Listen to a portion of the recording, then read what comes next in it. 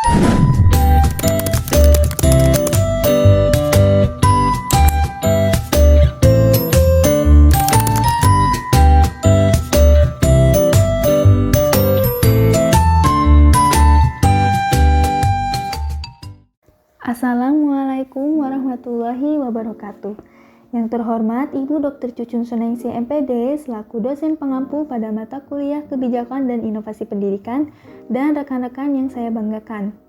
Kami dari kelompok 13 akan menjelaskan mengenai kebijakan dan inovasi dalam pembelajaran. Namun sebelumnya izinkan saya memperkenalkan anggota kelompok 13 terlebih dahulu. Yang pertama ada saya sendiri, Salsaila Imani Fathah dengan NIM 2206091. Lalu ada rekan saya, Wanda Sri Andini dengan NIM 2200508. Pada kesempatan kali ini, ada dua topik yang akan kami bahas. Yang pertama, kebijakan dan inovasi model pembelajaran. Lalu yang kedua, kebijakan dan inovasi media pembelajaran. Pembahasan yang pertama yaitu pengertian model pembelajaran. Di sini kami mengutip 3 pendapat mengenai pengertian model pembelajaran. Pendapat yang pertama yaitu menurut Malau. Menurut Malau, model pembelajaran merupakan serangkaian prosedur yang disusun secara konseptual dan sistematis digunakan untuk dapat mengintegrasikan pengalaman belajar untuk mencapai sebuah tujuan pembelajaran. Pendapat yang kedua yaitu menurut Permendikbud nomor 103 tahun 2014. Model pembelajaran merupakan hasil pemikiran yang terkonsep dan operasionalnya memiliki ciri, nama, urutan pengaturan, dan yang lainnya. Lalu pendapat yang ketiga yaitu menurut Trianto. Menurut Trianto, model pembelajaran merupakan sebuah rencana yang telah disusun dan direncanakan yang dapat dijadikan sebagai bahan acuan dalam melaksanakan kegiatan pembelajaran. Dari ketiga pendapat tersebut, dapat ditegaskan bahwa model pembelajaran adalah sebuah kerangka konseptual yang dirancang secara sistematis untuk mengelola pengalaman belajar dengan tujuan mencapai hasil pembelajaran yang diinginkan. Model pembelajaran tersebut memiliki karakteristik yang jelas seperti penamaan, urutan prosedur, dan atribut lainnya yang memfasilitasi implementasi dan penggunaan efektif dalam konteks pembelajaran. Dengan demikian, model pembelajaran dapat dianggap sebagai suatu rencana yang terstruktur dan terorganisir yang menyediakan pedoman bagi para pendidik dalam merencanakan dan melaksanakan kegiatan pembelajaran dengan tujuan akhir mencapai hasil yang diharapkan. Selanjutnya yaitu dasar pemilihan model pembelajaran. Yang pertama, karakteristik serta gaya belajar peserta didik. Setiap peserta didik memiliki preferensi belajar yang berbeda-beda. Beberapa siswa mungkin lebih suka pembelajaran visual, sementara yang lain lebih responsif terhadap pembelajaran auditif atau kinestetik. Oleh karena itu, pemilihan model pembelajaran harus mempertimbangkan variasi gaya belajar serta karakteristik individu siswa untuk memastikan keterlibatan dan pemahaman yang optimal. Yang kedua yaitu materi dan bahan ajar. Model pembelajaran harus sesuai dengan materi yang diajarkan dan bahan ajar yang tersedia. Beberapa materi mungkin lebih cocok diajarkan melalui eksplorasi mandiri, sementara yang lainnya memerlukan demonstrasi atau presentasi dari guru. Yang ketiga yaitu tujuan pembelajaran. Model pembelajaran yang dipilih harus sesuai dengan tujuan pembelajaran yang telah ditetapkan. Misalnya, jika tujuan pembelajaran adalah memfasilitasi pemahaman konsep, maka model pembelajaran yang menekankan diskusi dan penerapan konsep dalam konteks nyata mungkin lebih sesuai. Lalu yang keempat yaitu sarana dan prasarana. Ketersediaan sarana dan prasarana di lingkungan pembelajaran juga memengaruhi pemilihan model pembelajaran. Misalnya, model pembelajaran yang memerlukan teknologi canggih akan memerlukan akses yang memadai terhadap perangkat keras dan perangkat lunak yang relevan. Lalu yang kelima yaitu alokasi waktu. Setiap model pembelajaran memerlukan waktu yang berbeda untuk implementasinya.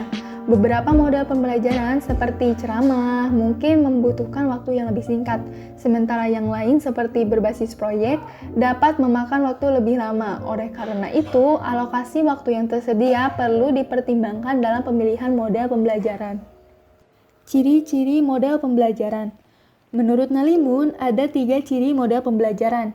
Yang pertama, model pembelajaran merupakan sebuah hasil karya yang telah teruji dan masuk akal yang diciptakan dan dikembangkan.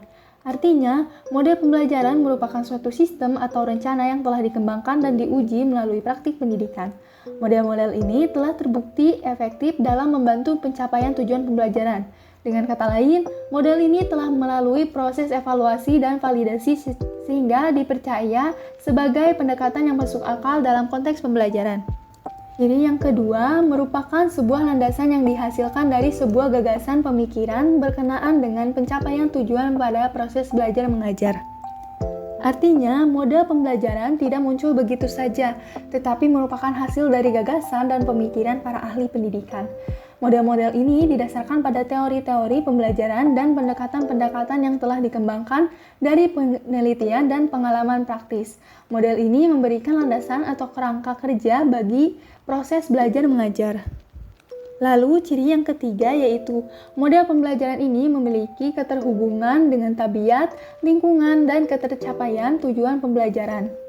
Artinya, model-model pembelajaran ini tidak berdiri sendiri, tetapi terkait dengan konteks pembelajaran yang meliputi tabiat siswa, lingkungan pembelajaran, dan tujuan-tujuan yang ingin dicapai dalam proses pembelajaran. Model-model ini dirancang dengan mempertimbangkan karakteristik siswa, kondisi lingkungan, dan hasil yang diinginkan dalam mencapai tujuan pembelajaran.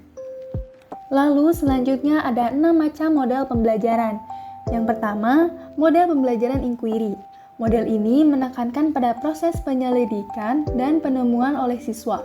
Siswa didorong untuk mengembangkan pertanyaan, mengumpulkan data, dan mencari jawaban melalui eksperimen, observasi, atau penelitian. Di sini, guru berperan sebagai fasilitator yang membimbing dan mendukung siswa dalam proses ini. Model yang kedua yaitu model pembelajaran kontekstual. Model ini mengaitkan pembelajaran dengan konteks kehidupan nyata siswa, sehingga materi pembelajaran menjadi lebih relevan dan bermakna bagi mereka. Guru menciptakan situasi pembelajaran yang mirip dengan situasi kehidupan nyata agar siswa dapat mengaitkan dan menerapkan konsep-konsep yang dipelajari dalam konteks yang nyata. Yang ketiga yaitu model pembelajaran ekspositori. Model ini didasarkan pada pengajaran langsung oleh guru, di mana guru secara sistematis menyampaikan informasi kepada siswa. Guru bertindak sebagai sumber utama pengetahuan, sedangkan siswa berperan sebagai penerima informasi. Metode ini meliputi ceramah, presentasi, dan demonstrasi. Model yang keempat yaitu model pembelajaran Problem Based Learning atau PBL. Model ini menempatkan siswa dalam situasi di mana mereka dihadapkan pada masalah yang nyata atau kompleks yang harus mereka pecahkan. Di sini, siswa bekerja secara aktif dalam menyelesaikan masalah tersebut, mengidentifikasi sumber informasi, dan mencari solusi dengan bimbingan guru. Model yang kelima yaitu model pembelajaran kooperatif. Model ini menekankan pada kerjasama antar siswa dalam mencapai tujuan pembelajaran. Di sini, siswa bekerja sama dalam kelompok untuk memecahkan masalah, mengembangkan proyek, atau menyelesaikan tugas-tugas tertentu. Kolaborasi antar siswa ditekankan untuk meningkatkan pemahaman dan keterampilan sosial. Lalu yang terakhir, model pembelajaran Project Based Learning atau PJBL. Model ini melibatkan siswa dalam proyek atau tugas berbasis proyek yang memerlukan penerapan konsep-konsep yang dipelajari dalam konteks nyata. Di sini siswa bekerja secara mandiri atau dalam berkelompok untuk merancang, melaksanakan, dan mengevaluasi proyek yang relevan dengan materi pembelajaran. Fungsi model pembelajaran. Menurut Sudrajat pada 2008, model pembelajaran ini memiliki fungsi, yaitu sebagai sebuah pegangan serta acuan bagi para pendidik dalam menyusun dan merancang aktivitas belajar mengajar. Adanya model pembelajaran ini mampu menjadikan kegiatan belajar mengajar menjadi lebih terencana, serta berhasil tepat waktu dalam memenuhi tujuan karena aktivitas belajar mengajarnya disusun secara sistematis.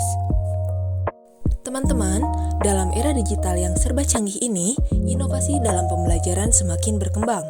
Hal ini tidak luput dari berkembangnya model pembelajaran yang semakin canggih juga. Salah satunya yaitu model pembelajaran mobile learning.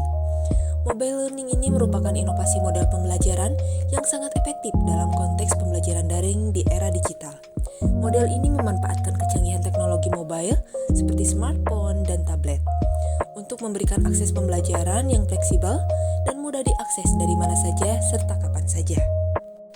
Dengan mobile learning, siswa dapat belajar secara mandiri, mengikuti materi pembelajaran, dan berinteraksi dengan konten pembelajaran melalui aplikasi atau platform khusus. Keunggulan utama dari mobile learning ini adalah kemampuannya untuk memfasilitasi pembelajaran yang personal dan berbasis pada kebutuhan individu, sehingga meningkatkan motivasi dan keterlibatan siswa dalam proses pembelajaran. Selain itu, mobile learning juga dapat meningkatkan aksesibilitas pendidikan, terutama bagi mereka yang memiliki keterbatasan fisik atau geografis. Dengan demikian, mobile learning menjadi salah satu inovasi model pembelajaran yang sangat relevan dan efektif dalam mendukung pembelajaran di era digital ini. Inovasi dalam pembelajaran tidak hanya dalam ruang lingkup model pembelajaran saja, tetapi juga dalam media pembelajaran. Sebelumnya, ayo kita ulas. Apa sih media pembelajaran itu? Menurut Hamzah B. Uno dan Nina Lamatengo di dalam buku Pembelajaran Komunikasi dan Informatika, media pembelajaran merupakan segala sesuatu yang digunakan sebagai alat untuk menyampaikan informasi dari sumber kepada peserta didik, dengan tujuan menciptakan proses pembelajaran yang efektif. Ini bisa berupa benda fisik, gambar, audio, video, maupun teknologi digital.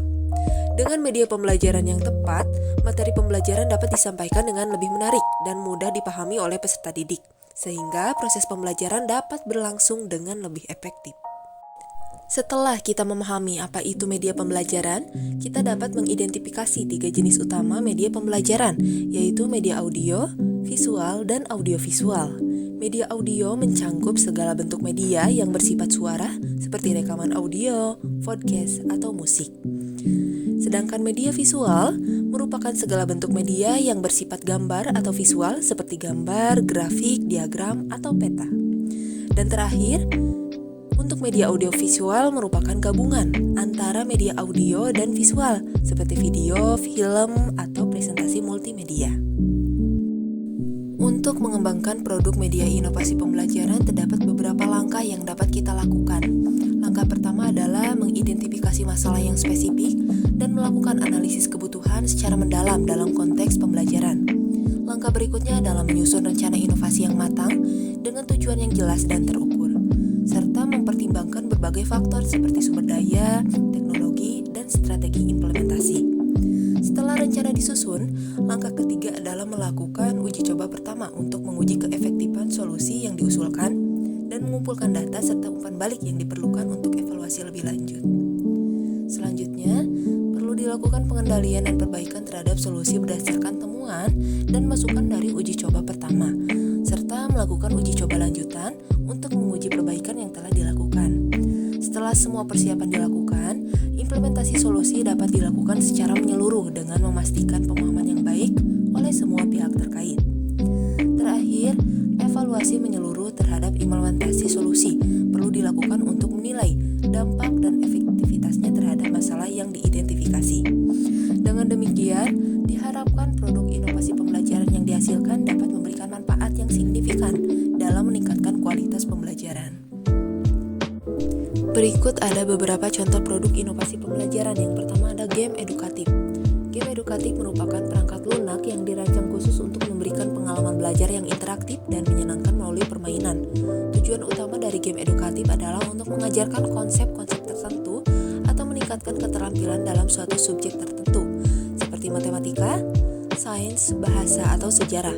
Game ini seringkali menggunakan tantangan, misi, atau teka-teki untuk mengajak pemain belajar sambil bermain, yang membuatnya efektif dalam menarik minat dan memotivasi pemain untuk belajar. Yang kedua ada video explainer. Video explainer ini merupakan video singkat yang dirancang untuk menjelaskan konsep, produk, atau ide dengan cara yang mudah dipahami dan menarik. Video ini sering menggunakan animasi, grafis, dan narasi untuk menyampaikan informasi secara visual dan audio secara efektif. Video explainer biasanya digunakan dalam konteks edukasi atau pemasaran untuk menjelaskan konsep kompleks secara sederhana dan menarik. Dan yang terakhir ada buku digital. Buku digital ini merupakan versi digital dari buku tradisional yang biasanya berisi teks, gambar, dan media interaktif lainnya. Buku digital dapat diakses melalui perangkat elektronik seperti komputer, tablet, atau ponsel cerdas. Buku Buku ini seringkali menawarkan fitur-fitur tambahan seperti animasi, audio, video, dan kuis interaktif yang tidak tersedia dalam buku cetak, sehingga memungkinkan pembelajaran yang lebih interaktif dan menarik. Dari pembahasan yang telah kami bahas, maka dapat disimpulkan bahwa kebijakan dan inovasi dalam pembelajaran memiliki peran krusial dalam meningkatkan efektivitas proses belajar mengajar. Model pembelajaran yang efektif dapat mengubah paradigma pembelajaran dengan memanfaatkan teknologi dan fokus pada pembelajar. Siswa belajar konsep-konsep secara mandiri sebelum kelas, dan waktu kelas digunakan untuk diskusi, kolaborasi, dan aplikasi praktis dari materi tersebut. Selain itu, produk inovatif media pembelajaran seperti e-book interaktif dan video pembelajaran membantu dalam visualisasi konsep dan meningkatkan interaktivitas. Dengan adanya kebijakan yang mendukung seperti pelatihan untuk guru dalam menggunakan teknologi pembelajaran terbaru, mengembangkan kurikulum yang mengintegrasikan inovasi pembelajaran, serta penyediaan sumber daya yang diperlukan, efektivitas pembelajaran dapat ditingkatkan. Hal ini tidak hanya mempersiapkan siswa untuk masa depan yang penuh tantangan, tetapi juga memberikan mereka keterampilan dan pengetahuan yang lebih mendalam. Baiklah teman-teman, pembahasan sudah selesai. Terima kasih atas perhatiannya yang telah menyimak dan mendengarkan. Mohon maaf apabila masih banyak kesalahan. Wassalamualaikum warahmatullahi wabarakatuh.